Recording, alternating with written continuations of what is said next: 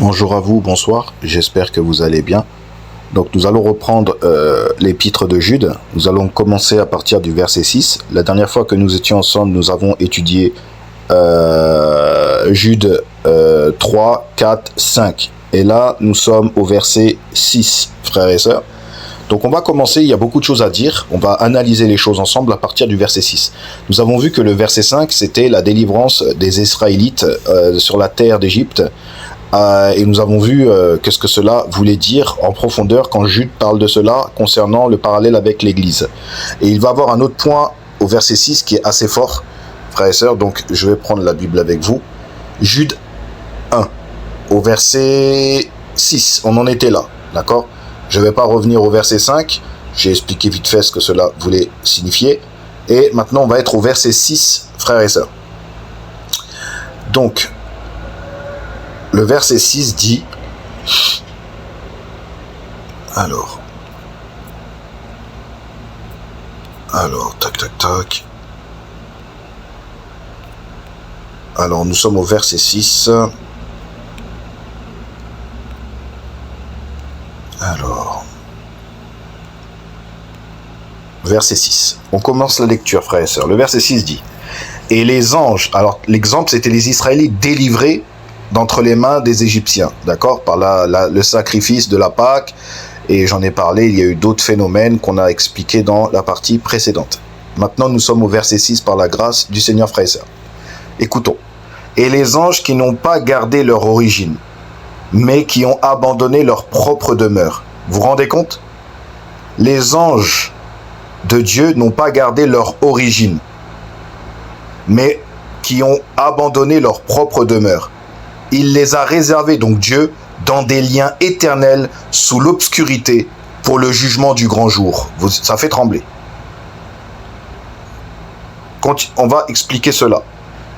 Jude donne ici un deuxième exemple du jugement de Dieu contre quoi ? La rébellion. Petit 1, les anges qui n'ont pas gardé leur origine.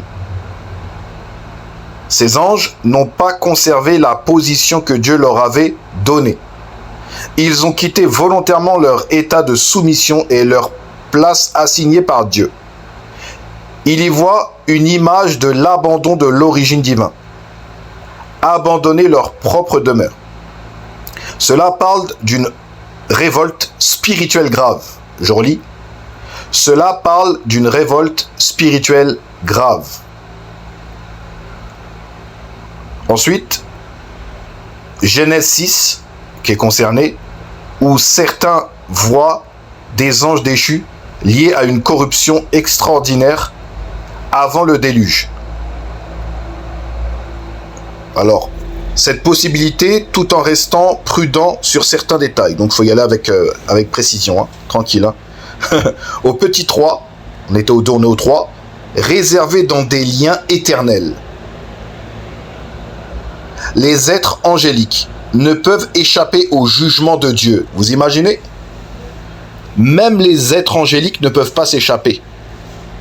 Comment aujourd'hui, nous, des hommes, ceux qui sont en particulier dans l'Église, ceux qui sont des apostats, c'est pour ça que Jude a écrit, pour nous montrer que Dieu ne rigole pas. Continuons. Alors, ces anges sont gardés pour une condamnation future, sous l'obscurité, dans une condition de captivité, en attente du jugement final. 4. Jude montre une progression. Israël incrédule jugé, verset 5. Aïe aïe aïe, c'est chaud. Hein. Oh. Ange rebelle jugé, verset 6. Ouah, c'est chaud, mes amis. C'est chaud, hein. Au verset 7, on va aller voir. Alors là, vous avez vu, on est parti de Israël, on est parti des anges, et là, on va parler au verset 7 de Sodome et Gomorrhe, mes amis.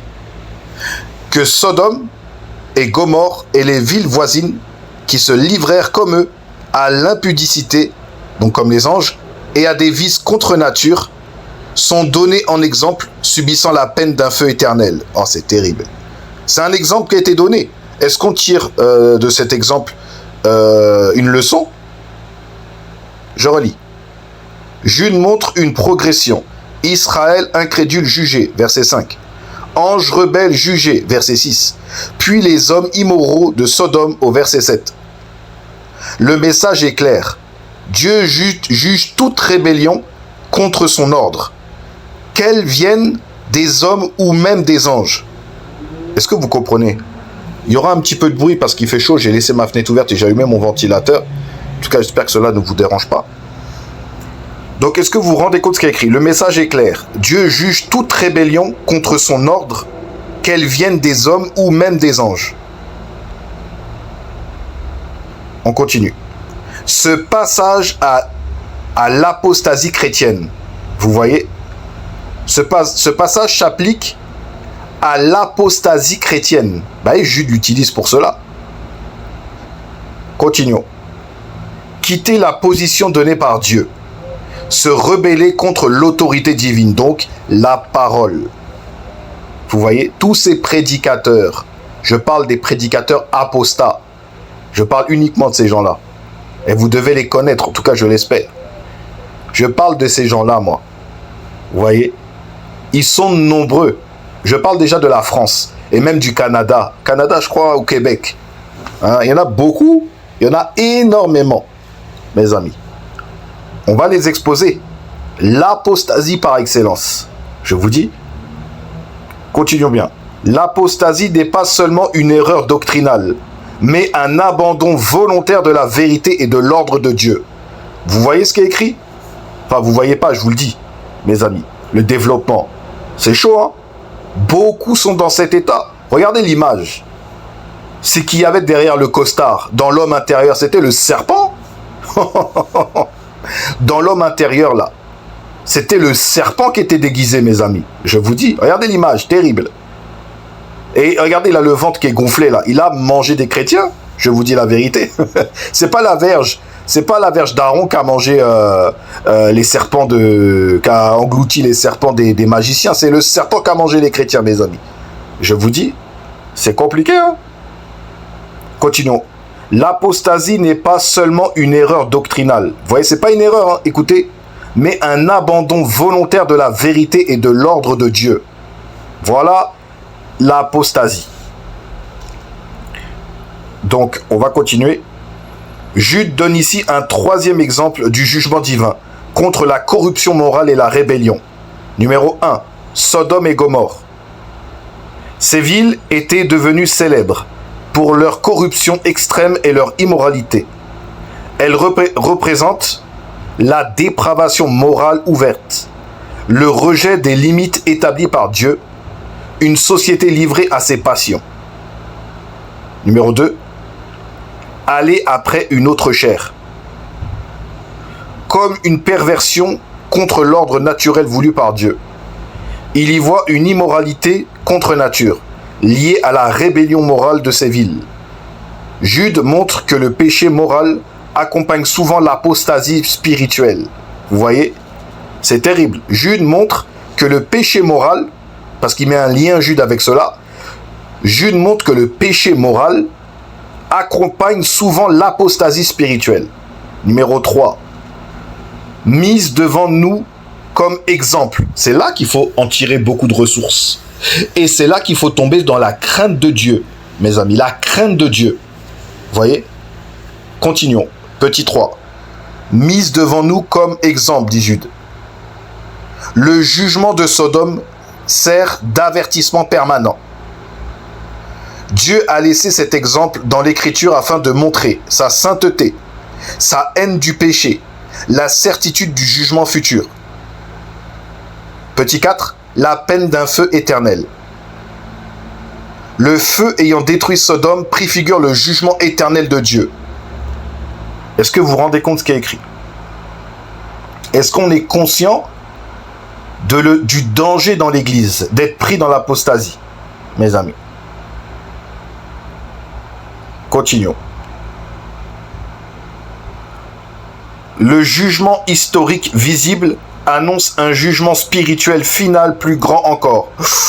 Ouh là là, ça fait trembler. Hein. Écoutez, le jugement historique visible, donc Sodome et Gomorrhe, annonce un jugement spirituel et final plus grand encore. Petit 5. Le lien avec les versets précédents. Écoutez. Progression très sérieuse dans Jude. Incrédulité d'Israël, verset 5. Rébellion des anges, verset 6. Corruption morale de Sodome, verset 7. Ces trois exemples montrent que Dieu juge l'incrédulité, l'abandon de l'ordre divin, l'immoralité assumée. Jude décrit prophétiquement l'état de l'apostasie dans la chrétienté. Fausse doctrine, numéro 1. Numéro 2, rébellion spirituelle. Numéro 3, corruption morale finissent souvent par aller ensemble. Je relis. Jude décrit prophétiquement l'état de l'apostasie dans la chrétienté. Fausse doctrine, rébellion spirituelle et corruption morale finissent souvent par aller ensemble. C'est ce que nous a révélé le schéma de l'épître de Jude. Continuons. On va continuer tranquillement. Là, le verset 8. Toutefois, de la même manière aussi, ces rêveurs, vous voyez, les chrétiens rêveurs, il y en a plein, il y en a plein. Écoutez, toutefois, de la même manière aussi, ces rêveurs souillent la chair, méprisent la domination et injuriant les dignités. Vous voyez, c'est le verset 8. Écoutez, Jude revient ici directement à qui? Aux faux docteurs infiltrés dans la chrétienté. Alors, ils s'infiltrent comment? Quand ils se proclament d'être chrétiens avec la Bible. Qu'ils soient sur Internet ou dans un lieu de culte à la apostat dans les villes, c'est pareil. À partir du moment où on se autoproclame d'être de Christ et qu'on n'est pas de Christ, c'est dangereux. Vous voyez? Continuons. Ah, c'est chaud, là c'est chaud. Alors écoutez, Jude revient ici directement. Donc après avoir énuméré tout ça, Jude fait un parallèle avec les faux docteurs dans le corps de Christ. Et bien sûr, ceux qui y adhèrent, ceux qui disent Amen, gloire à Dieu, ils sont dedans. Et ils sont avec eux parce qu'ils ont dit Amen, ainsi soit-il. Combien d'Israélites ont dit ainsi soit-il? Ils ont dit Amen quand Moïse proclamait l'alliance. On va faire tout ce que l'Éternel dira. Vous voyez? On fera tout ce que l'Éternel nous a commandé. Ils ont dit ça. Hein? Et ils ont dit Amen. Ils ont scellé. Alors quand tu dis Amen à ce qui est faux, fais attention. Il y a un jugement derrière. Tu vois? Dieu les a jugés. Même s'ils ont dit Amen, hein, on fera tout ce que l'Éternel a dit. Amen. Et bien derrière, là, c'est le jugement qui est tombé. Toute parole est examinée par le Seigneur, hein, mes amis. C'est dangereux. Faut rester à sa place. Continuons. Écoutez, ici, je reprends là, parce que ça, faut appuyer là-dessus. Jude revient ici directement aux faux docteurs infiltrés dans la chrétienté. Ces rêveurs. Ces hommes vivent dans leur propre imagination spirituelle plutôt que dans la vérité révélée de Dieu. Donc, la parole, la Bible. Je relis. Ces hommes vivent dans leur propre imagination spirituelle plutôt que dans la vérité révélée de Dieu. L'imagination. Voyez? Continuons. Ils prétendent souvent avoir des visions. Oh là là. Alors là, Dieu m'a dit, Dieu m'a montré. Comme je l'ai déjà dit, mon ami, la Bible nous est révélée. Je ne sais pas ce que Dieu va te dire à toi qu'il n'a pas écrit dans la Bible. Hein? Ça, c'est une question que je fais à ceux qui se font appeler prophètes, là. Réponds à la question. Est-ce qu'il va dire quelque chose qui n'est pas dans la Bible? Hypocrite. Dieu va dire quelque chose à toi qu'il n'a pas écrit dans sa parole? Ça, c'est... Vous vous rendez compte ce que ça veut dire? Ça veut dire, en fait, la Bible ne suffit pas. Dieu est capable de parler à chaque croyant. Il parle à qui il veut. Pour ceux qui sont véritables enfants de Dieu, Dieu parle à ses enfants. Écoutez. Ces hommes vivent dans leur propre imagination spirituelle, plutôt que dans la vérité révélée de Dieu. Voyez, l'imagination spirituelle, ces rêveurs. Voyez, il y en a plein sur les réseaux. Oh, Dieu m'a dit, oh, j'ai un message pour vous de la part de Dieu. Mon ami, la Bible, elle a parlé. Le message de Dieu est écrit. Je ne sais pas qu'est-ce que tu vas révéler. Qu'il y a des catastrophes naturelles dans le monde, le Seigneur l'a dit. Qu'il y ait des guerres et des bruits de guerre, le Seigneur l'a dit. Qu'il y ait des maladies, le Seigneur l'a dit. Qu'il y ait un effondrement dans les politiques, le Seigneur l'a dit. Hein? Tu vas annoncer quoi que le Seigneur n'a pas dit? Comment c'est possible aujourd'hui les chrétiens disent Amen, gloire à Dieu. Dieu m'a dit de vous dire ceci, de tenir ferme. Jésus ne nous a pas exhortés, les apôtres ne nous ont pas exhortés à tenir ferme. Vous voyez pas la manipulation? Dieu t'a dit il m'a dit qu'il fallait que vous résistiez, que vous tenez ferme pendant ces mauvais jours. Mais la Bible ne nous l'a pas dit qu'on devait tenir pendant ces mauvais jours. Jésus ne l'a pas dit. Les prophètes de l'Ancien Testament ne l'ont pas montré. Les apôtres ne l'ont pas montré. Paul ne nous a pas exhorté à cela. Mais toi, tu l'as fait. Et eux ne l'ont pas fait. Voilà comment les chrétiens... Amen, quelle parole d'encouragement. Vous voyez? La chair, on kiffe cela. La chair. Mais derrière, c'est le serpent, mes amis. Je vous dis, hein. Il détourne le cœur des hommes et des femmes du Seigneur. Au lieu de s'appuyer sur la parole, il s'appuie sur la chair de monsieur ou madame un tel. Quelle idolâtrie! On va dire, oh, idolâtrie, mes amis. On a plus confiance en la parole des hommes, plus que celle de Dieu. Hein? Je vous dis. Et impossible de sortir dehors prêcher la parole. Hein? Ils sont liés par des chaînes. Ils ne peuvent pas obéir. Ils sont coincés. Je vous dis. Continuons. Alors, ces rêveurs-là. Les rêveurs, dans le corps de Christ, il y en a plein. Dieu m'a dit que tu vas avoir de l'argent. Dieu m'a dit que tu vas réussir dans la vie. Dieu m'a dit que ton mariage va réussir. Dieu m'a dit que tu vas guérir de la dépression. Dieu m'a montré. Dieu veut te sauver de la dépression. Patati patata. Oh là là, mon ami. Déjà, tu veux guérir quelqu'un de la dépression. Dieu peut guérir quelqu'un comme il veut. Mais il prétend pas qu'elle ne va pas retomber dans la tristesse après. Ça, c'est un autre chaos. Dieu peut délivrer de la dépression.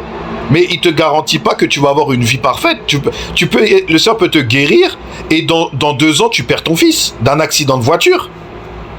Et après, tu vas pleurer, tu vas être triste, tu peux retomber dans la dépression, tu perds ton fils dans un accident de voiture. Voyez un peu Regardez Job, sa famille a été frappée, mes amis. Et la femme, elle a dit, maudit Dieu et meurt, sa femme. Et Job n'a pas voulu faire ça. Il a gardé son intégrité devant Dieu. Vous voyez? Alors, on fait des promesses aux gens, et quand ils ont un problème dans le monde qui arrive, ce qui est normal, et ben après, leur cœur est serré contre Dieu. Bah, tu m'avais dit que Dieu allait me protéger, Dieu allait me donner la prospérité, Dieu allait me guérir de la dépression, et 2 ans plus tard, je perds mon fils. Vous voyez? Ou ma fille, d'une maladie, d'un cancer rongé par les os. Vous voyez, mes amis? Hein? Quel chaos, mes amis. Quel chaos. On a un corps de péché, mes amis. Même des hommes de Dieu, des véritables enfants de Dieu sont morts d'accidents de voiture. Il y en a d'autres qui sont morts de maladie. C'est des véritables enfants de Dieu. Vous voyez? Même Paul Washer, il avait fait un témoignage. Il avait dit qu'il a fait l'imposition des mains pour voir si le Seigneur pouvait guérir sa douleur qu'il avait à l'épaule, je crois. Il avait une douleur à l'épaule et le Seigneur ne l'a pas guéri. Vous voyez? Il a essayé de faire l'imposition des mains sur lui. Il a essayé, c'était un témoignage qu'il avait dit. Et il a dit que le Seigneur n'avait pas guéri de cette douleur. Vous voyez? Et c'est pas pour autant qu'il a abandonné le Seigneur. Le Seigneur fait ce qu'il veut, en fait. Vous voyez? Donc c'est pour ça, faisons attention de ne pas tomber avec ces rêveurs. Vous voyez? Continuons. Ces hommes vivent dans leur propre imagination, donc des chrétiens qui sont prédicateurs, pasteurs, prophètes, tout ce que vous voulez, c'est des chrétiens, des faux chrétiens. Ces hommes vivent dans leur propre imagination spirituelle plutôt que dans la vérité révélée de Dieu. Ils prétendent souvent avoir des visions, voyez? Alors combien il y a de visions? Les gens qui ont rêvé sur les réseaux sociaux, témoignages, j'ai vu l'enfer, j'ai vu Jésus, Jésus m'a parlé, patati, patata. Mais où est la doctrine? Ils ont vu un Jésus imaginaire. Vous voyez? Il y en a, ils ont été en enfer, tout ça, patati, mon ami. Tu vois, ta vie n'a pas changé. Ça t'a pas marqué en tout cas. Quel chaos, mes amis. Vous voyez? C'est que des témoignages, jamais nous voyons la doctrine. Vous voyez, beaucoup de chrétiens sont séduits par les témoignages. Mort imminente et tout, j'ai vu Jésus, tout ça, il m'a dit cela, patati. Oh là là là là. C'est la parole de Dieu qu'il faut rester fixé. Vous voyez? Continuons. Ils prétendent souvent avoir des visions, une connaissance spéciale, vous voyez? Une liberté spirituelle supérieure. Déjà, quand tu te donnes un titre honorifique, prophète Ézéchiel, prophète Isaïe, prophète Joël, mais c'est pas le chaos, ça?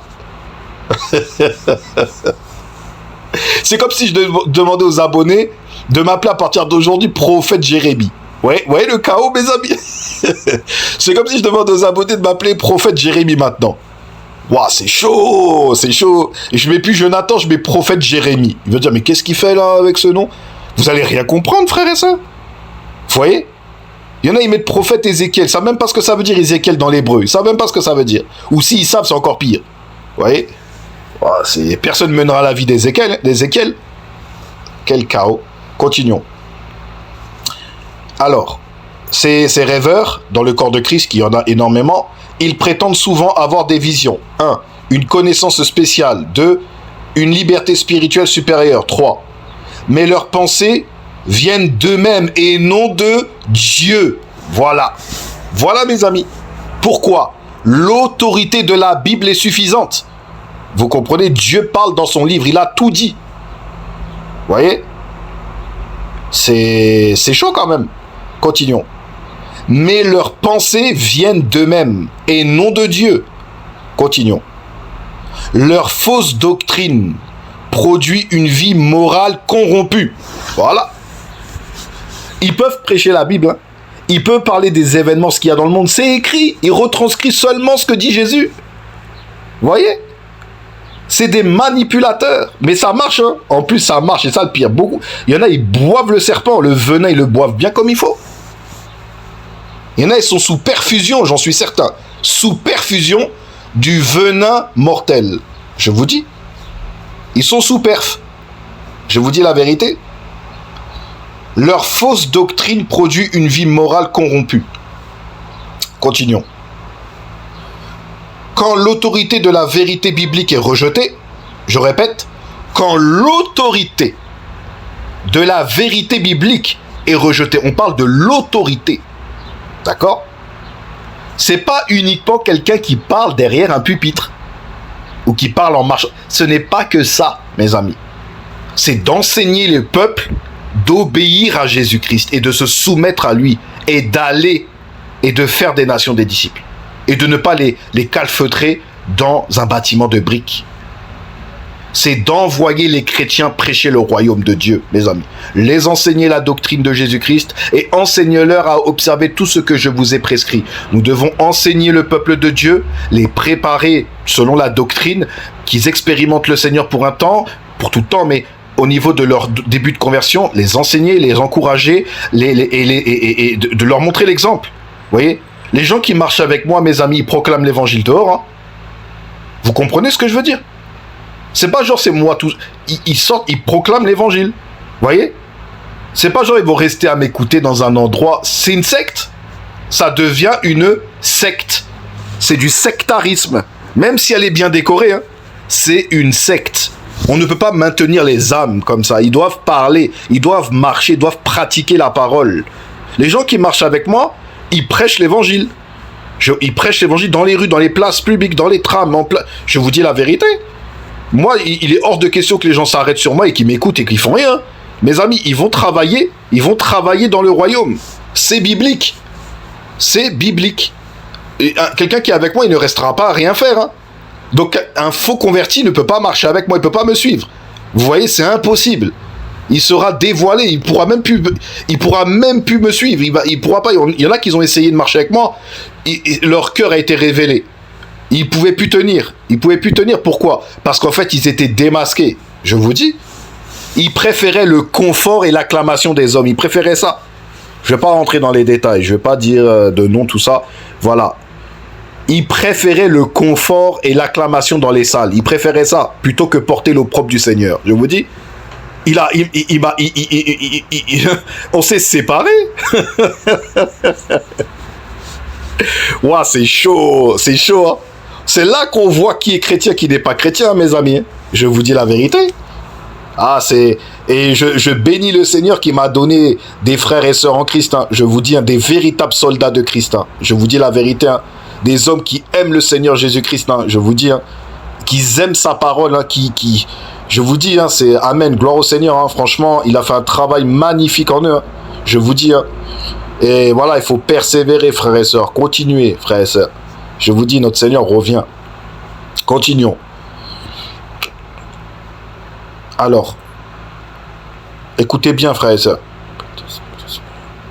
Mais leurs pensées viennent d'eux-mêmes et non de Dieu, souillant la chair. Leur fausse doctrine produit une vie morale corrompue. Quand l'autorité de la vérité biblique est rejetée, ils rejettent l'autorité biblique, mais ils la prêchent. Gardez ça en mémoire. Vous comprenez? Quand l'autorité de la vérité biblique est rejetée, écoutez, la chair prend le dessus. Oh là là là là. Seigneur Jésus-Christ. Vous voyez? C'est ce que nous voyons, mes amis. Mais si vous ne voyez pas, ça craint. Quand l'autorité de la vérité biblique est rejetée, on parle de l'autorité sur les individus qui prêchent. Vous voyez? Ils doivent montrer l'exemple.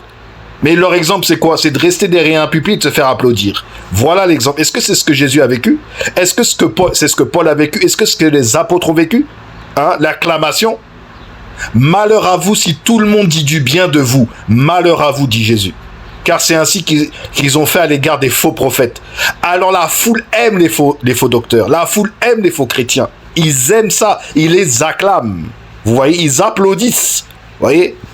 C'est chaud ce que Jésus a dit ici. Malheur à vous si tout le monde dit du bien de vous, car c'est ainsi qu'ils ont fait à l'égard des faux prophètes. Vous voyez? La foule acclame les faux docteurs. La foule acclame les faux chrétiens. Ils aiment la fausse doctrine. Ils aiment ça.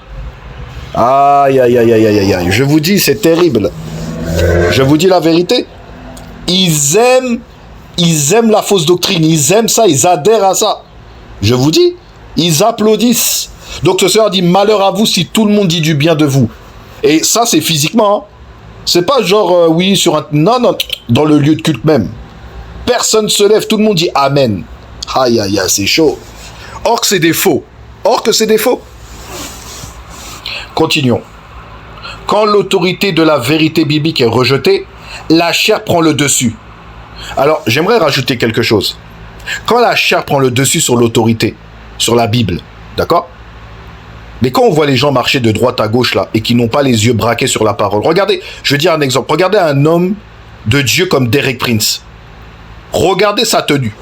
Regardez comment il enseigne. Regardez la différence entre un vrai croyant et un faux croyant. Regardez. Regardez l'attitude de Derek Prince. Regardez. Le frère, quand il enseignait le peuple de Dieu, regardez sa tenue, comment il est devant la parole de Dieu. Regardez. Regardez sa piété, regardez son respect pour la parole de Dieu, regardez. Mes amis, voilà une image d'un vrai croyant, d'un vrai enfant de Dieu, d'un vrai chrétien, vous voyez, un vrai disciple de Christ. Un frère comme Derek Prince, regardez comment il se tient devant la parole. Regardez comment, même d'autres personnes, il y en a plein, je parle de Derek Prince parce qu'il est connu, mais il y en a plein d'autres. Regardez Charles Spurgeon, comment il prêche la parole, il n'y a aucune compromission, vous voyez. Mais on ne le voit pas trop, Charles Spurgeon. Il y a certaines photos qu'on le voit au pupitre, oui, des anciennes photos qui sont été un peu... Voilà. Mais là où je veux en venir, c'est que des gens comme Derek Prince, il y a des vidéos.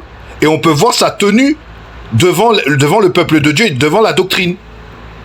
Il lit et il enseigne. Il explique. Il lit, il enseigne, il explique. C'est ça un docteur, mes amis. Et là, je parle de lui, mais il y en a plein. Il y a John MacArthur, c'est pareil. Regardez, il est de la même attitude. Il y a Paul Washer, ils sont derrière un pupitre. Il lit, il explique. Il lit, il explique. C'est ça, les vrais docteurs. Après, attention, il y a des faux docteurs aussi. Je ne vais pas énumérer tout le monde. Mais je vous dis clairement qu'il y a des vrais, il y a des faux. Mais je parle de la piété, de l'attitude devant le pupitre. Il lit le verset, ils sont calmes, il lit le verset, il explique au peuple. Il lit le verset, il explique au peuple. Vous voyez ? Ils sont pas là avec un mouchoir en train de marcher à droite, à gauche, et fire, et fire, et fire, et fire. Abomination, mes amis. Ils sont là, et fire, et fire, et fire, et fire. It's power. On dirait Street Fighter, mes amis. On dirait Street Fighter. Ryu contre Sagat. Je vous dis la vérité. Et les gens, ils voient rien. Ils voient rien. Regardez la tenue d'une véritable église. Et regardez la tenue des apostats, mes amis. Regardez, c'est déjà flagrant. Il y a juste à regarder la tenue des docteurs, comment ils se tiennent et comment ils parlent et comment ils ont la piété de la parole. En plus, et regardez, mes amis, et regardez les églises apostats. Ils sont là en train de danser, ils sont en train de s'enjailler, c'est une discothèque. Regardez. Si vous n'avez pas des yeux pour voir, mes amis, c'est grave. Faites la comparaison. Mais bien sûr, cette position de docteur, comme on le voit, comme j'ai dit, Derek Prince et d'autres, il y en a eu d'autres, il y en a plein. Il y en a plein, mais bon, ils ne sont pas tous mis en avant comme ça, vous voyez, il y en a plein. Il y en a qu'on ne connaît même pas, ils ne se filment pas. Il y en a des vrais endroits où le Seigneur il est, heureusement d'ailleurs, mais ils ne se montrent pas comme ça. Mais des ministères comme Derek Prince, c'est des gros ministères où le Seigneur a béni. Voilà, comme Matt Carter, comme d'autres que je passe, comme Paul Washer, que le Seigneur, il est encore là, le frère. Voilà, il y en a plein. Et du coup, ce qu'il faut comprendre, c'est qu'il y a une tenue ici, il y a une piété. Il y a un respect, il y a une crainte, il y a une limite à pas dépasser. Vous voyez? Il y a une tenue en tant que représentant de la parole du Seigneur, en tant que responsable du troupeau que le Seigneur lui a établi. Il y a un respect. Vous voyez? Il y a un amour, il y a une crainte du Seigneur. Vous voyez? On va pas parler... Mes amis, c'est chaud quand même. Regardez l'attitude. Hein? On marche, on va à droite, on va à gauche, il y a des millions de personnes, c'est un exemple. Il marche là, il va là, il fait tomber des gens par terre, il revient, il remonte, il descend, il rigole, il descend, il va, badadi, badada. Mon ami, regardez la tenue, le comportement, déjà juste ça. Ils n'arrivent même pas à lire et expliquer, ils n'arrivent pas. Ils peuvent pas, car c'est des apostats. C'est simple, ils ont renié l'autorité de la Bible.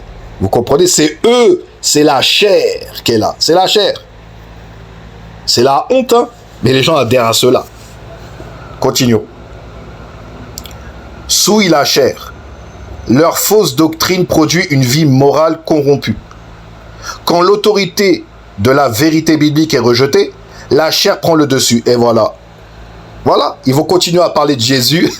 Ils vont continuer à prendre des versets. Hein? Mais la chair est là. C'est la chair. Continuons. Il voit ici lien entre erreur doctrinale et immoralité pratique. 3. Méprise la domination. Il refuse toute autorité établie par Dieu. Aïe, aïe, aïe. Ça, là, c'est intéressant. Là, c'est intéressant. Il dit... Il refuse toute autorité établie par Dieu. Autorité divine, numéro 1.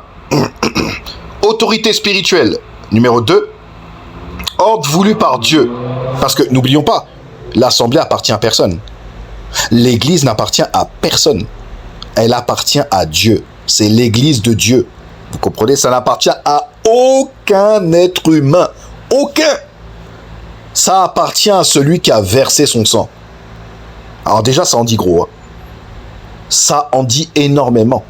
Ça n'appartient à aucun homme. Ça appartient à celui qui est mort et ressuscité. C'est son église. C'est à lui. Ah, ça c'est chaud. Ça c'est chaud. C'est encore très dur à comprendre pour beaucoup de personnes. Continuons. L'esprit d'apostasie produit l'indépendance orgueilleuse et la rébellion. Vous voyez? Tous ces critères sont marqués sur le visage. Je vous dis, il y en a plein que je pourrais énumérer. Il y en a plein sur les réseaux. Et des chrétiens indépendants. En disant que Jésus est le Père. Vous voyez ça aussi?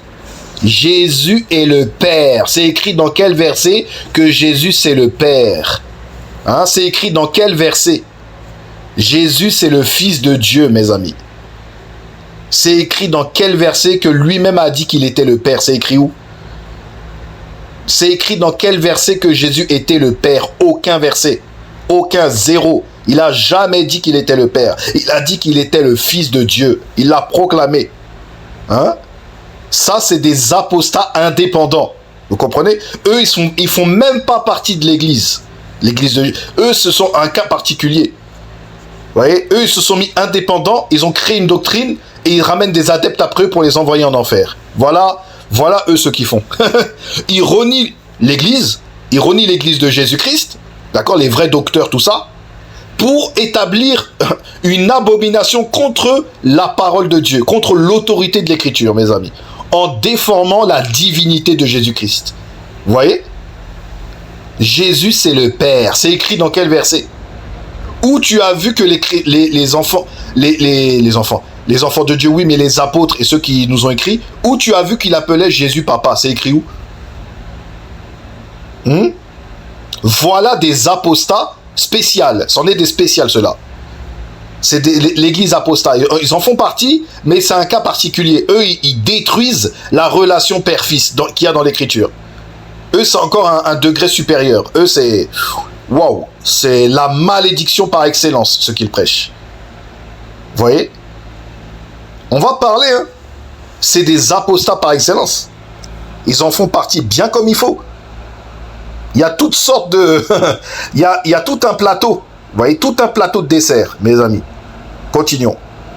L'esprit d'apostasie produit l'indépendance orgueilleuse et la rébellion. L'indépendance orgueilleuse et la rébellion. Quand on voit que les ministres de Dieu, la généralité prêche le Fils de Dieu, toi tu te lèves, tu crées ta petite truc sur les réseaux et tu casses la doctrine biblique et tu renies ceux qui prêchent la vérité. Tu renies l'Église et tu t'établis toi, mon ami. Et là, tu es sur une position très très glissante. Je te dis la vérité. En plus de renier Jésus-Christ, le Fils de Dieu, tu renies le corps. Et tu viens, tu fais tes vidéos YouTube et tu casses le Seigneur, mon ami. Et tu casses l'Église de Christ. Hein? Paul a parlé de la part du Fils de Dieu dans Actes. C'est ce qu'il a proclamé à Damas. Eh oui. C'est le Fils de Dieu qu'il a vu à Damas. C'est pas le Père, hein? C'est le Fils. Mes amis, c'est ce qu'il a proclamé. Et il le proclamera dans ses épîtres. C'est chaud, hein? Jean a proclamé combien de fois il a écrit ce que Jésus a dit, le Fils de Dieu. Regardez les 3 épîtres de Jean. Allez vérifier déjà le premier épître. Déjà, il faut pouvoir se relever après cette lecture pour des antichrists. Ceux-là, c'est des antichrists. Vous voyez? C'est chaud, hein? Continuons. Écoutez, l'esprit d'apostasie produit l'indépendance orgueilleuse et la rébellion, injuriant les dignités. Cela parle d'un mépris arrogant. C'est au verset 4. Hein. Non, c'est au petit 4, pardon. Cela parle d'un mépris arrogant envers les autorités et les puissances célestes. Contrairement à l'humilité chrétienne, voilà, à l'humilité chrétienne. Ces hommes parlent avec audace et irrévérence de réalités spirituelles qu'ils ne comprennent pas. Vous voyez, quand ceux qui disent que Jésus c'est le Père, mes amis, il faut s'asseoir sur une chaise. Hein. Même les démons savent très bien que c'est le Fils de Dieu. Ils l'ont proclamé. Ils ont dit que tu es le Fils de Dieu. Ils criaient. Les démons, Jésus les a fait taire. Même les démons savent très bien qu'il est le Fils de Dieu. Et des gens qui sont humains, qui ne connaissent même pas le monde spirituel, hein, ils disent que c'est le Père. Or que même les démons ont dit que c'était le Fils. Allez comprendre leur hérésie, leur apostasie et les antichrists. Allez les comprendre. Même les démons tremblent devant le Fils de Dieu. Comment c'est possible? Eh bien, c'est la rébellion contre l'autorité de la parole, contre Jésus-Christ. Ils ont renié notre seul Maître et Seigneur Jésus-Christ. Vous voyez? Ah oui, même les démons, ils disent, tu es le Fils de Dieu. Ils ont crié cela. Jésus les a fait taire, mes amis, pour pas qu'ils révèlent. Ils voulaient pas que les démons révèlent son identité. Hein. Vous voyez pas? Les démons là, c'est pas eux qui doivent révéler cela. Vous voyez? C'est les apôtres. C'est révélé aux apôtres, c'est révélé à Jésus, tout ça. Mais les démons, ils allaient, eux, prêcher la Bible. Ils allaient révéler la vérité, mes amis. Vous voyez? Même les démons. Mais des hommes se lèvent, des antichrists, pour dire que Jésus, c'est le Père. Mais c'est le chaos, mes amis. C'est aucun verset dans la Bible. Aucun. Jésus a proclamé qu'il était le Fils, mes amis. En plus, c'est écrit noir sur blanc. Marc 1. Évangile de Jésus-Christ, Fils de Dieu. Terminé. Premier verset. Devant le jugement éternel. Pas pour être sauvé, hein, pour la condamnation. Vous voyez? Quand on va se trouver, le Seigneur va dire, mais tu n'as pas lu Marc 1:1. La bouche sera fermée, hein, l'homme ne pourra pas parler ici. C'est un exemple que j'ai donné. Si, il dit ça là. Tu n'as pas lu Marc 1:1? Ah, mais Seigneur, je comprenais pas. J'étais trop... C'est fini. C'est fini. C'est terminé. Marc 1:1. Tu l'as pas compris? C'est bien écrit en français et dans le grec ancien koïdé. Marc s'est trompé, Paul s'est trompé, les apôtres se sont trompés. Séducteur, mon ami. Séducteur. Eh oui. Continuons. Cela parle d'un mépris arrogant envers les autorités et les puissances établies. Contrairement à l'humilité chrétienne, ces hommes parlent avec audace et irrévérence de réalités spirituelles qu'ils ne comprennent pas. 5. Un portrait moral des faux docteurs. Prétention spirituelle, numéro 1. Impureté morale, numéro 2. Rébellion contre l'autorité, numéro 3. Orgueil irrévérencieux, numéro 1, 2, 3, 4. Orgueil irrévérencieux. Voyez? Donc il dit, il souligne que la vraie spiritualité produit au contraire la sainteté, l'humilité, la soumission à Dieu, le respect de l'ordre divin. Voyez? Terrible. On va passer au verset 11. Vous pourrez lire le reste à la maison tranquillement. On va aller au verset 11, frère et sœurs. Jude 1, 11. Malheur à eux. Ouh là là, c'est chaud. On va lire quand même les versets 8.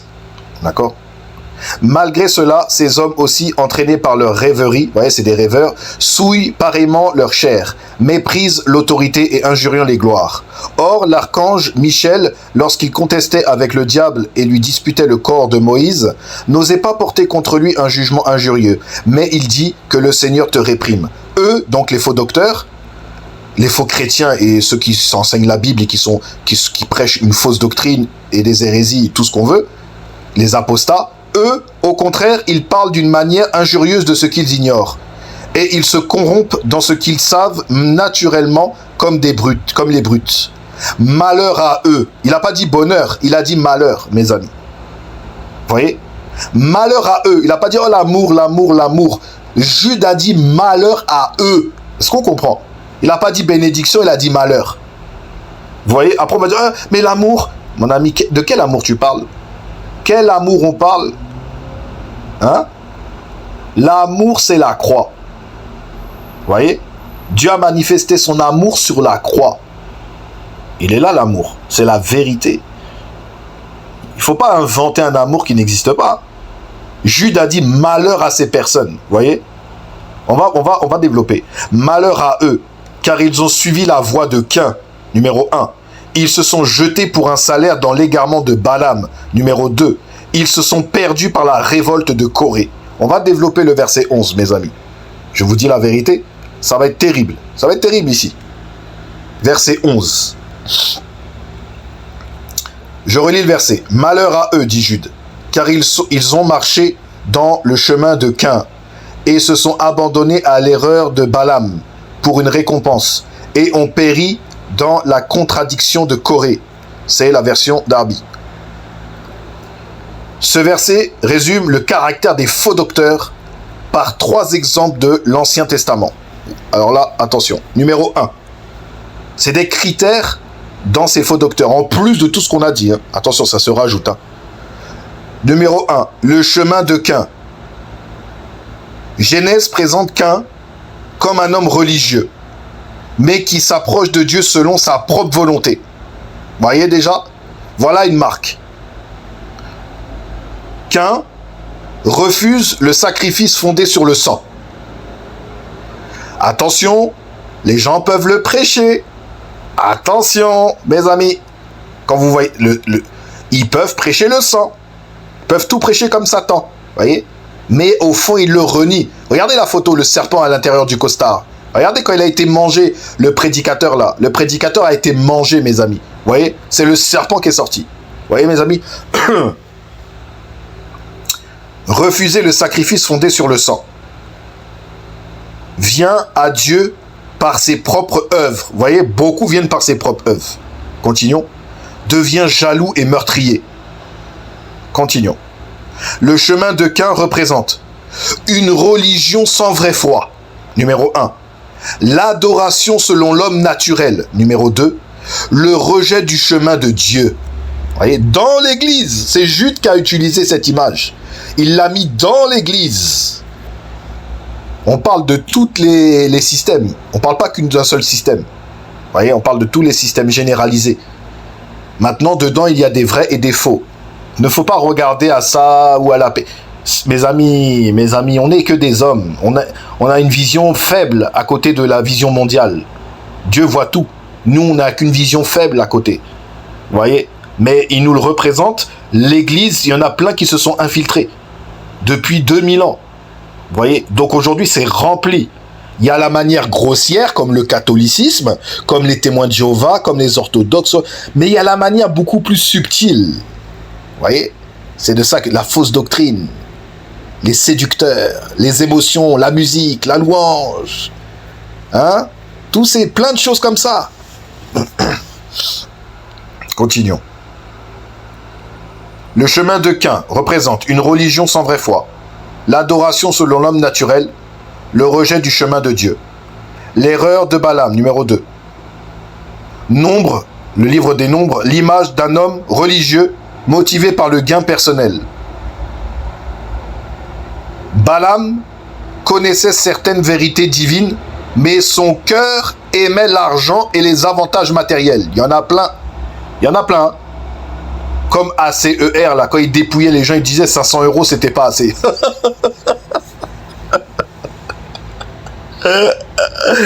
500 €, c'était pas assez. C'était une vraie loterie chez lui. Il y avait la roue de la fortune là. Et les gens, quand ils entendaient, quand il parlait, ils avaient peur de lui. Et les gens mettaient 1000 €, 1500 €, normal. Eh mais mes amis, franchement, il faut rigoler. C'est le juste prix. Le juste prix. On est obligé d'en arriver là. C'est complètement hallucinant. Hallucinant. Et tous ceux qui avec lui là, tous ceux qui l'entourent, c'est la même chose. Hein. S'ils n'écoutent pas leur boss, mes amis, ils vont être jetés de la CER. Hein, parce qu'en fait, ils ont des positions. C'est grâce à lui qu'ils sont au devant de la scène. Donc s'ils font le malheur de parler, ils vont perdre toute crédibilité. Il va le virer. Et là, il va se retrouver, il va perdre tout son succès, où les gens l'acclament, tout ça. Tout ça, c'est de la manipulation. S'il y en a un qui se lève pour parler, il est viré, mes amis. Vous comprenez? Mais ce sera une bénédiction. Ah, il va tout perdre, hein, mais il va gagner le salut en Jésus-Christ. Gagner, pas dans le sens, il va l'avoir. Le Seigneur va le bénir. Vous voyez? Mais il faut pouvoir le faire, hein. S'il aime la position qu'il est, le succès où tout le monde l'écoute, dit amen, tout ça, il met des mains, tout le monde tombe par terre, tout ça. S'il ne veut pas quitter sa position de prospérité, d'acclamation par les hommes pour venir à Christ, mes amis, ça va être compliqué. Quand je dis gagnera son salut, c'est pas il le mérite, non, Dieu l'approuvera dans son geste. Vous comprenez? C'est par grâce qu'on obtient le salut, voyez? Moyennant la foi, la véritable foi, hein, voyez? Donc, faut faire attention. Continuons. Alors, on était Balaam. Le ministère pour l'intérêt personnel, vous voyez, c'est des critères. Alors, l'image d'un homme religieux motivé par le gain personnel. Balaam connaissait certaines vérités divines, mais son cœur aimait l'argent et les avantages matériels. Continuons.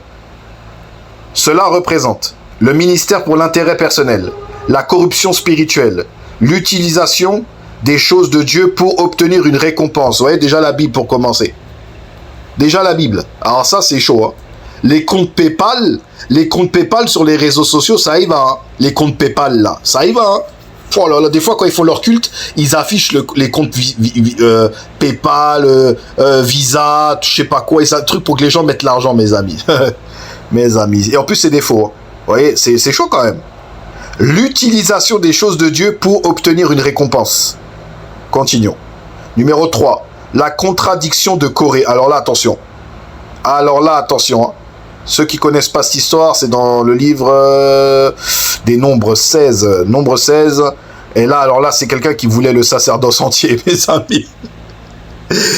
Voilà, il voulait rejeter ce que Dieu avait mis en place pour s'établir avec le peuple, que le peuple n'était même pas établi, mes amis. Il y a une rébellion totale ici.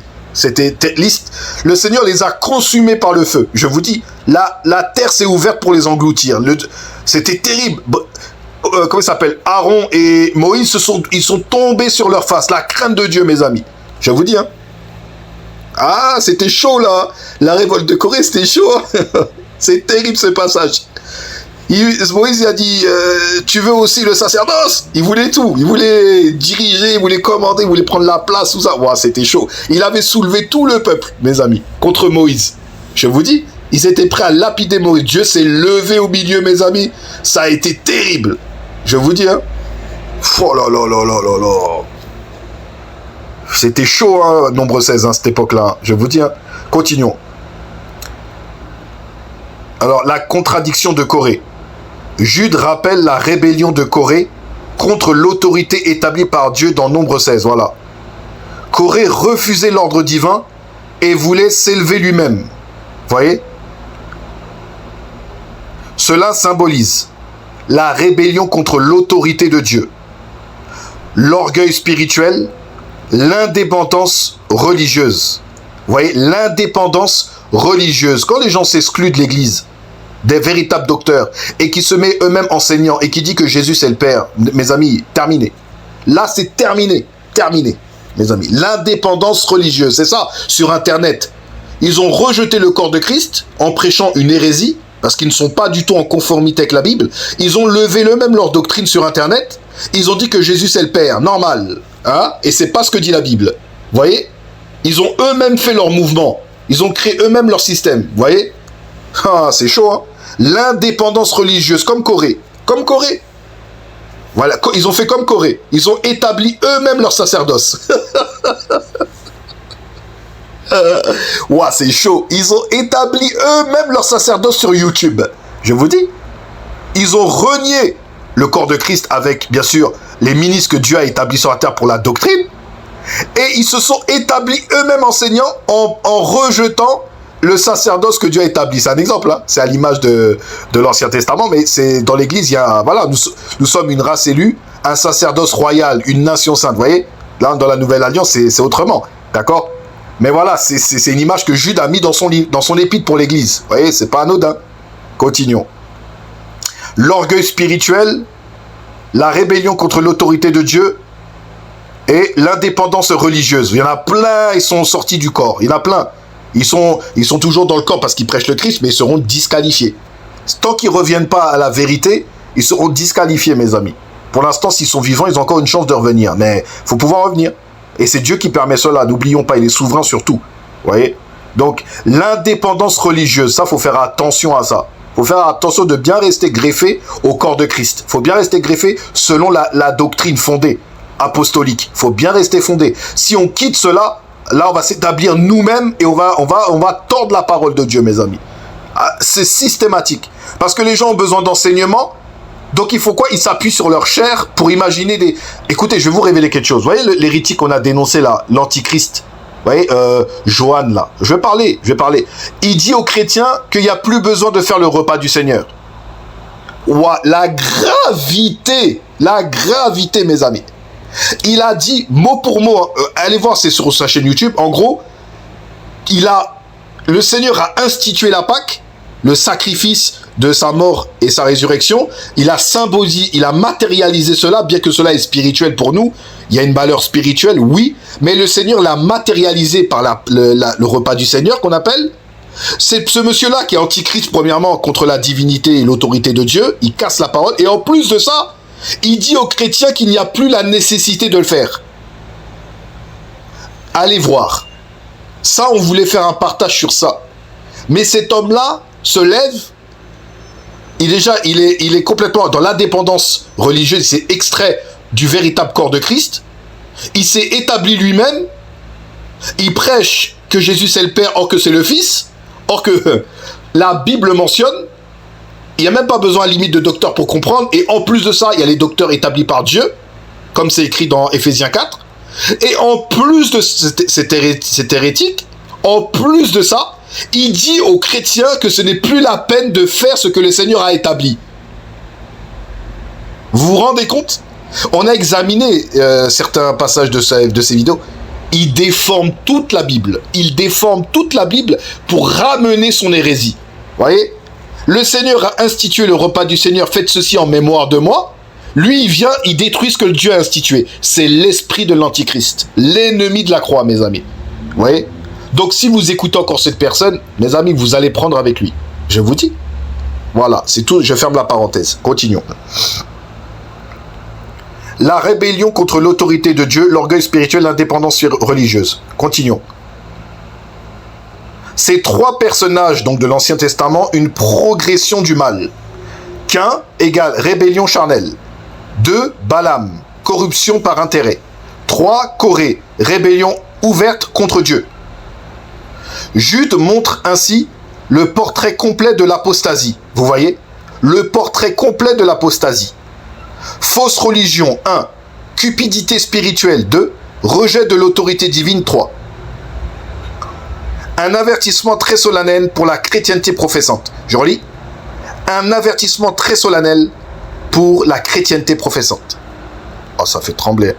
On va aller au verset 12 et 13, mes amis. Oh, c'est chaud. Versets 12 et 13. Dans le verset 12 et 13... Ce sont des écueils dans vos agapes, dit Jude, faisant impudemment bonne chère, se repassent sans eux-mêmes.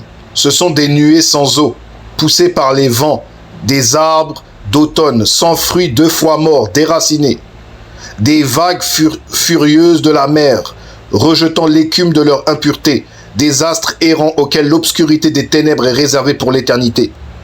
Oh, c'est terrible. On va développer un peu, les amis. Alors, on va prendre mot pour mot.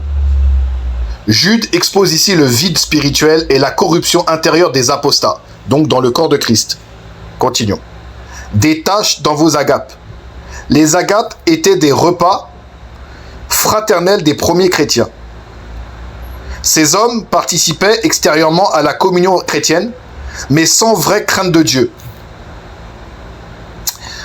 Alors, au lieu d'édifier les croyants, ils souillaient la communion par leur présence et leur conduite. Numéro 2. Se passant eux-mêmes. Au lieu de prendre soin du troupeau, ils cherchent leurs propres intérêts. Voyez? On y voit l'égoïsme spirituel. Des conducteurs centrés sur eux-mêmes. Des hommes utilisant la religion pour leur avantage. Oh là là, c'est terrible. Hein? Des nuées sans eau. Numéro 3. Ils promettent beaucoup, mais n'apportent aucune bénédiction réelle. Comme des nuages qui semblent annoncer la pluie, mais restent vides, ces faux docteurs donnent une apparence spirituelle sans vraie vie divine. C'est terrible, mes amis. Hein? Voyez ce que révèle Jude ici? Waouh, ça fait trembler. Hein? On peut dire Amen, Alléluia, gloire à Jésus, gloire à Jésus. Oh, le Seigneur est parmi nous. Nous le sentons. Les catholiques le disent aussi ça. La présence est là. La présence du Saint-Esprit est là. Les catholiques le disent. Mais est-ce qu'il est là? Non, il n'est pas là. Vous voyez? Et les chrétiens là, évangéliques ou peu importe, les chrétiens qui professent être chrétiens et qui sont sur les réseaux et disent, ils sont antichrist. Amen, gloire à Dieu. Mais le Seigneur n'est pas glorifié ici. Vous voyez? C'est terrible. Hein? On va dénoncer tout ça. Écoutez. Comme des nuages qui semblent annoncer la pluie, mais restent vides. Ces faux docteurs donnent une apparence spirituelle sans vraie vie divine. Numéro 4. Des arbres d'automne sans fruits. Leur stérilité spirituelle. Ils ont une profession extérieure. Peut-être une apparence religieuse, mais aucun fruit pour Dieu. On continue. 2 fois mort. Exprime un état de mort morale et spirituel très profond. Je répète, 2 fois mort, dit Jude. Exprime un état de mort morale et spirituel très profond. Des vagues impétueuses de la mer, dit Jude. L'agitation désordonnée de la chair humaine. Ces hommes produisent tumulte, impureté, honte morale. Vous voyez? Comme la mer agitée rejette l'écume, leur vie finit par manifester publiquement leur corruption intérieure. Quand quelqu'un dit Jésus c'est le Père, terminé. Corruption intérieure, mes amis. Quand on dit qu'en fait, on n'a pas besoin de faire la Sainte Seine, on n'a pas besoin de faire le repas du Seigneur. Ce que Dieu unit entre les croyants par le sacrifice inauguré par le Seigneur, qu'il a matérialisé cela par la Pâque, les gens viennent, ils disent il n'y a plus besoin de le faire. Vous vous rendez compte, mes amis? Voilà l'état du cœur, mes amis. Voilà. Il divise ce que Dieu unit. Vous voyez? Par sa pensée. Vous voyez? Apostasie, mes amis. Continuons. Je relis. Leur vie finit par manifester publiquement leur corruption intérieure. Je vous dis, quand la bouche, elle parle comme ça, là, eh oui, la bouche, elle parle. Ben, on analyse selon l'Écriture. Eh oui, continuons. Des étoiles errantes. Donc ces hommes-là, là, qui sont sur Internet, dans les lieux de culte, des apostats. Hein. Je parle des apostats. Il y a des vrais et des faux. Je parle, là, le sujet, c'est les apostats. Hein. D'accord? Voilà, continuons. Cela parle de conducteurs spirituels qui ne guident plus correctement. Des étoiles errantes. D'accord? Cela parle de conducteurs spirituels qui ne guident plus correctement. Au lieu d'éclairer, ils égarent les autres. Vous voyez? Vous voyez, quand on dit que le repas du Seigneur, il n'y a plus besoin de le faire, en gros, le Seigneur, c'est pas ce qu'il voulait dire, c'était, mes amis, faisons attention ici. En plus, la personne, elle prend des versets qui n'ont rien à voir avec le contexte. Ouah, c'est chaud, c'est chaud. Continuons. Au lieu d'éclairer, ils égarent les autres. Ils quittent la vérité. Attention, ils quittent la vérité et entraînent les âmes dans l'erreur. Oh là là là là là là, mes amis. Ouah, c'est chaud. Oh. Le petit 6, des étoiles errantes, dit Jude. Ça veut dire, cela parle de conducteurs spirituels qui ne guident plus correctement. Au lieu d'éclairer, ils égarent les autres. Ils quittent la vérité et entraînent les âmes dans l'erreur. Vous voyez? Voilà ce qui se passe. Petit 7. L'obscurité des ténèbres. Jude annonce leur jugement final. Aïe, aïe, aïe, aïe, aïe, aïe. Voilà, ça arrive. Eh oui, ça arrive, mes amis. Ça a des conséquences, hein. Eh oui, mes amis, Jude va parler de ça. Continuons. Jude annonce leur jugement final. Après avoir prétendu apporter la lumière, ils finissent dans les ténèbres éternelles sous le jugement de Dieu. Continuez. Continuez de dire que Jésus c'est le Père. Continuez à dire que le repas du Seigneur, il n'a plus besoin. Continuez à dire que Jésus a dit qu'on... Enfin, même pas, mais qu'il y a des pères spirituels dans l'Église. Continuez à dire ça. Continuez à dire ces choses. Et j'en passe. Il y a plein de choses que je pourrais dire encore. Mais ça, c'est des choses énumérées qu'on a dénoncées dernièrement. Continuez à dire ces bêtises. Continuez. Dieu laisse. Mais le jour va venir où Jude nous révèle ici. L'obscurité des ténèbres. Jude annonce leur jugement final. Après avoir prétendu apporter la lumière, donc par la prédication, leur faux enseignement, ils finissent dans les ténèbres éternelles sous le jugement de Dieu. Ces images montrent le vide intérieur, l'absence de fruits, l'égoïsme religieux, la corruption morale, le danger des faux conducteurs spirituels. Ces versets comme une description prophétique, très solennelle de l'apostasie dans la chrétienté professante. Vous voyez? Oh, c'est chaud. Là, alors là, c'est le jugement qui va être révélé. Alors là, mes amis, Jude 1 au verset, et on aura fini. Versets 14 et 15. Alors là, mes amis, attention. Jude nous révèle. C'est aussi pour eux. Alors là, dans la chrétienté, les apostats, les antichrists et tous ceux qui sont pas sous l'autorité du Seigneur Jésus, pas sous son seigneurie. Vous voyez tout ce qu'on a énuméré et on va continuer à dénoncer ça. La doctrine de l'apostasie dans l'Église, on va plus le dénoncer. C'est pas fini, mes amis, c'est pas fini. Vous voyez, continuons. Là, attention, ce qui va être dit, c'est pour tous ces gens-là. Continuons. C'est aussi pour eux, dit Jude. Kénoch, ou Kénoch, le 7e depuis Adam, a prophétisé en ces termes. Voici, le Seigneur est venu avec ses saintes myriades. Donc, il parle comme si c'était d'une manière déjà accomplie, hein, pour annoncer qu'on appelle ça, pour annoncer en fait, c'est un jugement qui est déjà prédéterminé. Vous voyez? C'est aussi pour eux qu'Enoch, le 7e depuis Adam, a prophétisé en ces termes. Voici, le Seigneur est venu avec ses saintes myriades pour exercer un jugement contre tous et pour faire rendre compte à tous les impies dans l'Église. parmi eux de tous les actes d'impiété qu'ils ont commis et de toutes les paroles et de toutes les paroles injurieuses qu'ont proférées contre lui des pécheurs impies dans l'église avec l'étiquette chrétienne. Ils peuvent dire Amen, gloire à Dieu. Hein? Continuons. C'est aussi pour eux qu'Enoch, le 7e depuis Adam, a prophétisé en ces termes. Voici, le Seigneur est venu avec ses saintes myriades pour exercer un jugement contre tous et pour faire rendre compte à tous les impies parmi eux de tous les actes d'impiété qu'ils ont commis et de toutes les paroles injurieuses qu'ont proférées contre lui des pécheurs impies. Là, pour exercer un jugement contre tous et pour faire rendre compte, c'est le Seigneur Jésus qui va revenir. Je vous dis, le Seigneur est venu avec ses saintes myriades, c'est Jésus-Christ, attention. Vous voyez, c'est prophétique, ce n'est pas arrivé, je relis tellement c'est terrible. C'est aussi pour eux qu'Enoch, le 7e depuis Adam, a prophétisé en ces termes. Voici, le Seigneur est venu avec ses saintes myriades pour exercer un jugement contre tous et pour faire rendre compte à tous les impies parmi eux de tous les actes d'impiété qu'ils ont commis et de toutes les paroles injurieuses qu'ont proférées contre lui, contre le Seigneur, des pécheurs impies.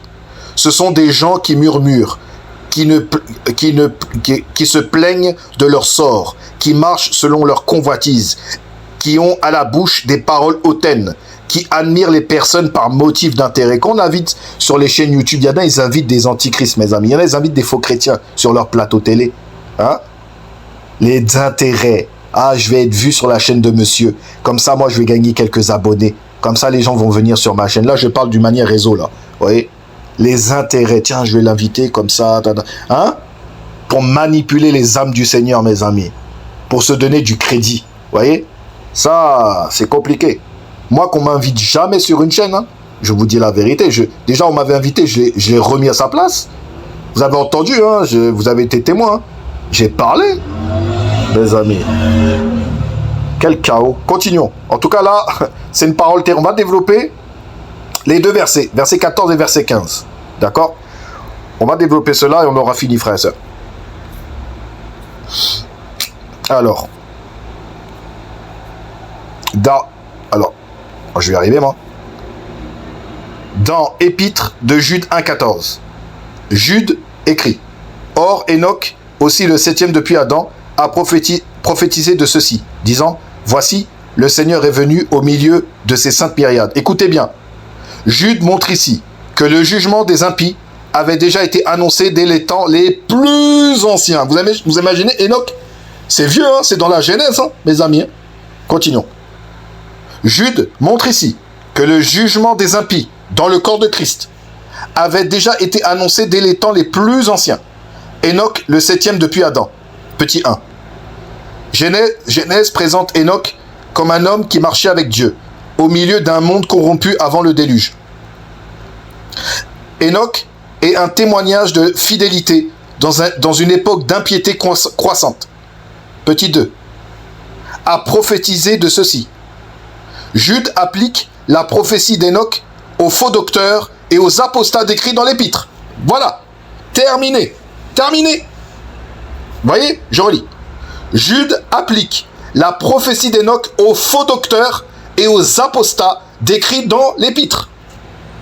Si les apostats meurent demain, là, ils seront jetés en enfer. Et ils attendront le jugement du grand jour. Vous comprenez, comme Hébreu le révèle. Mais en attendant, ils seront dans les tourments. Vous voyez? Mais si, au retour de Christ, il y en aura d'autres qui seront encore vivants à cette époque-là. Mais alors là, attention. Ah là là, ce n'est pas une bonne nouvelle pour tout le monde. Les gens attendent la lumière. C'est le jugement qui arrive, pour beaucoup. Je vous dis. C'est ce que dit la Bible. C'est pas moi qui l'invente, c'est écrit là. Vous voyez, je l'invente pas. Hein. Lisez Jude 1, 14, 15. Ou 13, 14, vous verrez. Je l'invente pas, c'est Enoch qui a prophétisé, c'est pas moi. N'allez pas dire ce que j'ai pas dit. D'accord? C'est pour calmer les gens. Continuons. Enoch, comme un homme qui marchait avec Dieu au milieu d'un monde corrompu avant le déluge. Enoch est un témoignage de fidélité dans une époque d'impiété croissante. A prophétisé de ceci. Jude applique la prophétie d'Enoch aux faux docteurs et aux apostats décrits dans l'épître. Il n'y a pas que les faux docteurs, les apostats qui ont aussi adhéré aux faux docteurs. Vous voyez, ça va ensemble. Continuons. Cela montre que l'esprit d'apostasie existait déjà très tôt. Aïe, aïe, aïe, aïe, aïe, aïe. Je répète. Cela montre que l'esprit d'apostasie existait déjà très tôt. Dieu avait déjà annoncé le jugement des rebelles. Voyez? Je répète. Dieu avait déjà annoncé le jugement des rebelles. Donc ce sont des rebelles, mes amis. Continuons. Alors, petit 3. Voici le Seigneur est venu. La prophétie parle du retour glorieux du Seigneur avec certitude. Voilà, là. Et c'est prophétisé par Enoch. Hein. Attention, c'est un homme fidèle. Hein. Il a même été enlevé, mes amis. Alors c'est pour vous dire que son témoignage est certain. Voyez? Continuons. La prophétie parle du retour glorieux du Seigneur. Vous voyez, c'est pas une bonne nouvelle pour tout le monde. Hein. C'est pas une bonne nouvelle pour tout le monde. Je vous dis. Continuons. La prophétie parle du retour glorieux du Seigneur avec certitude. Comme si l'événement était déjà accompli. Vous voyez, je vous l'ai dit tout à l'heure. Comme si l'événement était déjà accompli. C'est pour ça qu'il parle de cela au présent, je crois, si je ne me trompe pas. Vous voyez? Présent ou passé, je ne sais plus. Continuons. C'est Jude qui l'a écrit dans son épître. Continuons. Il y voit une référence à la venue en jugement de Jésus-Christ. En jugement. C'est terrible. Terrible.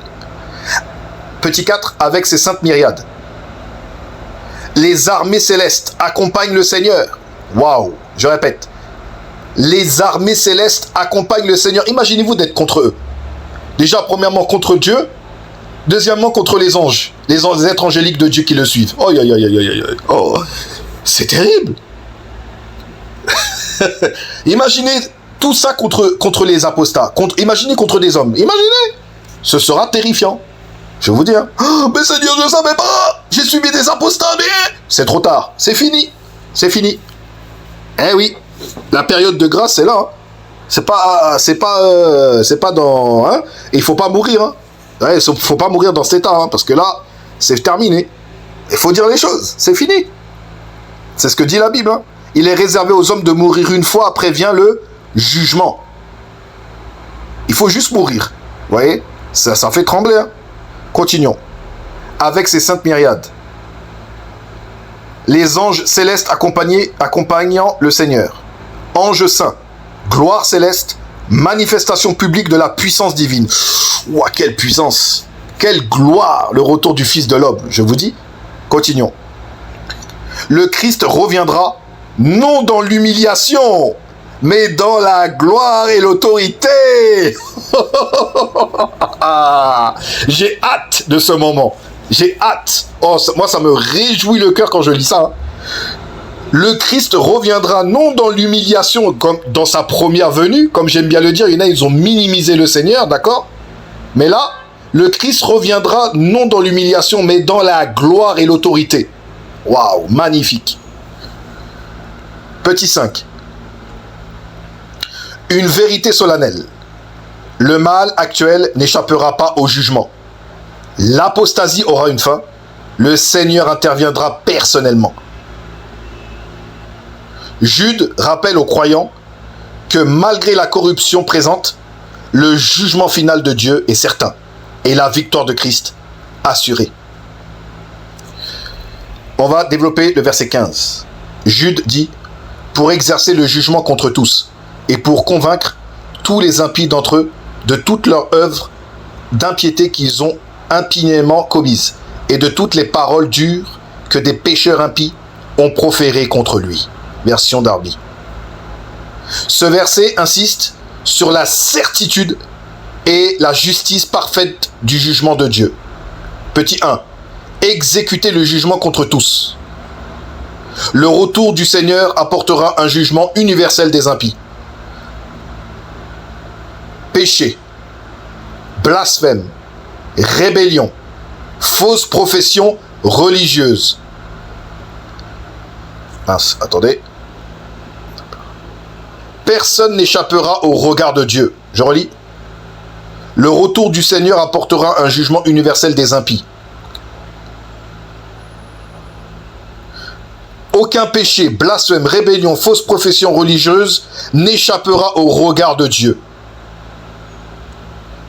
C'est terrible. convaincre tous les impies. Le mot convaincre signifie ici mettre pleinement en évidence leur culpabilité. Amen, amen. Gloire à toi, Seigneur. Là, ils n'ont pas de culpabilité, ils prêchent le mensonge, ils sont dans l'assurance. Et patati, et patata, gloire à Dieu, ex-power, ex-power, ex-power, ex-power. Ils tombent par terre, les gens, ex-power, les uns après les autres, ex-power. Ils sont là avec des mouchoirs, ils s'essuient, ils transpirent, patati, ils donnent l'impression qu'ils sont dans la vérité, tout ça, patati, patata. Qu'est-ce qui va se passer ici? Convaincre tous les impies. Le mot convaincre signifie ici mettre pleinement en évidence leur culpabilité. On va tout voir. On va tout voir. Là, on voit rien. Il y en a, ils ne voient rien. Mais prochainement, là, tout sera révélé à pleine lumière. La honte. Je vous dis, hein. Ah, ça fait trembler. Hein. Écoutez, hein. Je relis. Le mot convaincre signifie ici mettre pleinement en évidence leur culpabilité. Dieu manifestera publiquement la vérité. Toute hypocrisie sera dévoilée. Aïe, aïe, aïe, aïe, aïe. La honte. Oh, la honte est le jugement définitif de l'enfer éternel. Vous imaginez? Toute leur mascarade sera dévoilée devant tous. Et le pire, les gens qui auront suivi ces adeptes, les adeptes qui auront suivi ces faux docteurs et ces faux enseignants sur Internet, « Ah, mais tu m'as trompé, oh, tu m'as trompé. » Mais c'est cuit pour toi. C'est cuit, c'est trop tard ici, hein. C'est fini. Eh oui, t'as suivi, c'est fini. Ah, c'est chaud, hein. Quand ils vont voir les dirigeants là, les faux docteurs inspirés par l'Antichrist, seront jetés en enfer, ils seront dans les pouvoirs, ils diront aussi, ils vont y aller aussi. Vous voyez? Terminé. T'as voulu prendre plaisir avec eux pendant des années et rejeter l'autorité de la parole du Seigneur, eh ben, les gens vont finir le reste de l'éternité avec eux. Hein. Ah, je vous dis. Hein. Ah, mes amis, c'est pour ça, faisons attention. Sortez du milieu d'eux, mon peuple, et ne participez pas à ces péchés, mes amis. Voyez? Et la corruption du péché vient aussi par l'esprit. Hein. Corrompre moralement la parole en esprit, dans l'esprit des gens. On l'a vu déjà précédemment. Voyez? Continuons. Le mot convaincre signifie ici mettre pleinement en évidence leur culpabilité. Dieu manifestera publiquement la vérité. Toute hypocrisie sera dévoilée. Les hommes verront la justice de leur condamnation. Oh là là, c'est terrible. Les hommes verront la justice de leur condamnation. Continuons. Numéro 3. Œuvre d'impiété. Jude répète plusieurs fois le mot impie. Il veut montrer le caractère profond de ces hommes, hommes et femmes, hein, bien entendu. Ils vivent sans crainte de Dieu. Ils rejettent son autorité. Ils ne se soumettent pas à l'écriture. Leur conduite manifeste leur éloignement intérieur. Je relis. Leur conduite manifeste leur éloignement intérieur. Petit 4. Parole dure. Parole dure contre lui. Aïe, aïe, aïe. Alors là, attention. Attention. Parole dure contre lui. C'est pour ça que c'est marrant. Quand j'entends des chrétiens charnels, des apostats ou des faux docteurs, on verra ce que le Seigneur va dire, on verra le jour du jugement. C'est déjà écrit pour qu'on puisse voir. J'aimerais dire aux gens, le Seigneur nous a révélé ce qu'on est en train de développer là. Le Seigneur nous a déjà révélé ce qui attend ces personnes. D'accord? C'est déjà écrit. Vous voyez? Donc c'est pas la peine de dire, on verra le jour du jugement. Oui, c'est vrai, on verra. Mais on a déjà des preuves certaines pour nous rassurer qu'on est du bon côté. Il n'y a pas de oh, je pense que... Non, c'est déjà écrit, prédit depuis l'époque d'Enoch. On n'existait même pas dans le monde. Hein. Vous voyez? Donc, faisons attention, chrétiens. Alors, pour ce petit paragraphe, parole dure contre lui, petit 4, je vais relire le verset pour vraiment nous éclairer. Pour exécuter le jugement contre tous, et pour convaincre tous les impies d'entre eux de toutes leurs œuvres d'impiété qu'ils ont impunément commises. C'est pas tout. Et de toutes les paroles dures que des pécheurs impies ont proférées contre lui. Continuons. On va aller dans paroles dures. C'est ça qui m'intéresse. Paroles dures. Allons voir. C'est quoi les paroles dures? Est-ce que c'est des insultes contre le Seigneur? Est-ce que c'est dire du mal de lui? Comme ça, là? Comme les gens pourraient dire du mal de quelqu'un? Non, non, non, c'est pas ça. Ah, il a dit des paroles dures du Seigneur. Non, c'est pas ça. C'est pas ce que ça veut dire pour le Seigneur, les paroles dures. Quelqu'un parlerait mal de quelqu'un, il m'a mal parlé, tout ça, je l'ai mal pris. C'est pas dans ce sens-là les paroles dures dans la Bible. c'est beaucoup plus subtil, je l'ai dit. Qu'est-ce que ça veut dire selon la Bible? Parole dure contre le Seigneur, contre lui. L'impiété ne se voit pas seulement dans les actes, mais aussi dans les paroles. Écoutez, les faux docteurs parlent contre Dieu, par orgueil, voilà les paroles dures, par rébellion, par mépris de la vérité divine, voilà les paroles dures. C'est pas des paroles, comment je peux dire ça, dire du mal. Non, non, non, c'est pas ça. Les faux docteurs, c'est beaucoup plus subtil. Les paroles dures contre le Seigneur, c'est spirituel. Quand le cœur est dans la rébellion, tout ce qu'ils vont dire, c'est dur contre Dieu. Déjà, ils sont dans l'hypocrisie. Et tout ce qui vont sortir de leur bouche, ça attaque la doctrine du Seigneur. C'est dur pour Dieu. C'est des paroles dures. Voyez? Continuons. Les faux docteurs parlent contre Dieu par orgueil, par rébellion, par mépris de la vérité divine. Voilà les paroles dures. Continuons. Même les paroles prononcées contre le Seigneur seront jugées. Je redis, même les paroles prononcées contre le Seigneur seront jugées. Écoutez bien, un avertissement très solennel pour la chrétienté apostate. Dieu est patient aujourd'hui, mais le jour vient où toute opposition à Christ sera exposée. Donc les gens qui disent que Jésus c'est le Père, opposition à Christ, ennemi de la croix, mes amis. Vous voyez? Opposition au Fils de Dieu. Je relis. Un avertissement très solennel pour la chrétienté apostate. Dieu est patient aujourd'hui, mais le jour vient où toute opposition à Christ sera exposée.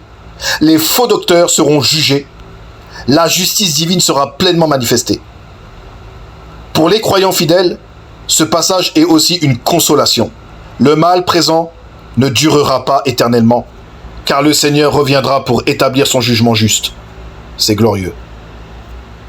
Donc, voilà, frères et sœurs, ce partage est terminé. On a mis 1h20. Il y avait beaucoup d'informations. J'espère que cela, je l'espère de tout cœur, que ce partage vous délivrera de toutes ces choses qu'on voit dans le monde concernant les faux docteurs, les faux chrétiens, l'apostasie, les antichrists. J'espère que cela va vous faire réfléchir. Parce que la parole a parlé ce soir. C'est un développement de l'épître de Jude. Donc, c'est un avertissement pour tout le monde, moi y compris. Donc, ici, nous avons tous été avertis. La prophétie de Enoch n'est pas encore accomplie. Mais elle est déjà arrêtée par Dieu. Donc, nous avons cette parole entre les mains. Nous professons être chrétiens. Donc, dans ces cas-là, soumettons-nous à l'autorité de Christ. Obéissons à sa parole. Aimons Jésus-Christ.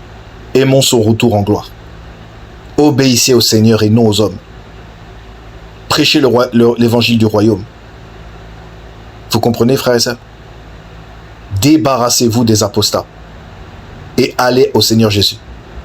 Il y a des vrais docteurs et des faux docteurs. Vous les connaissez sûrement. Donc, vous devez faire cela. Vous avez vu ce qui attend ces gens, et encore on n'a pas tout pris. On n'a pas tout pris dans les autres épîtres, mais on va prendre certains passages même de l'Ancien Testament prochainement sur les apostats. Donc, on vous demande, au nom de Christ, pour ceux qui ne le sont pas avec lui, soyez réconciliés avec Dieu par Jésus-Christ. Et dégagez-vous des liens du jugement. Concernant cela, c'est un conseil, vous n'êtes pas obligé de m'écouter. Moi, je fais que avertir de la part de Jésus-Christ. Prenez soin de vous. À bientôt, frères et sœurs.